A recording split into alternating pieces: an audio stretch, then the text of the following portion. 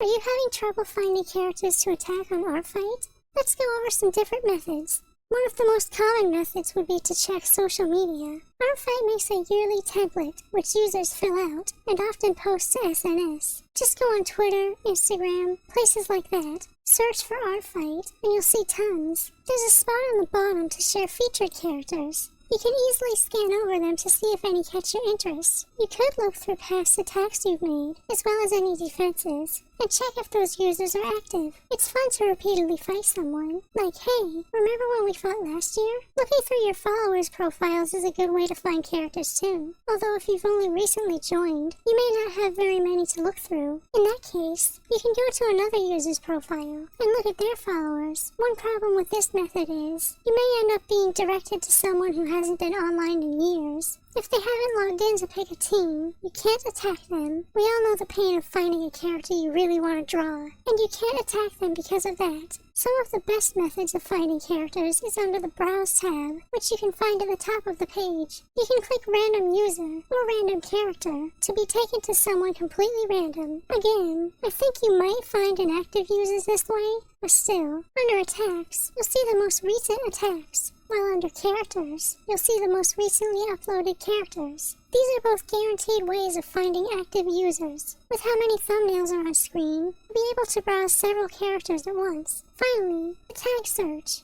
Though it's been here a while, it still says it's testing and may change in the future. Just type what kind of character you're looking for, like cute, fantasy, vampire, words like that. You can also try names of series to find fan characters for certain shows or anime. The results will show 48 randomized characters under that tag. Remember to tag your own characters, so people will find them in the search. That was everything. Which of these methods do you use the most? Are there any other ways of finding characters that you want to share?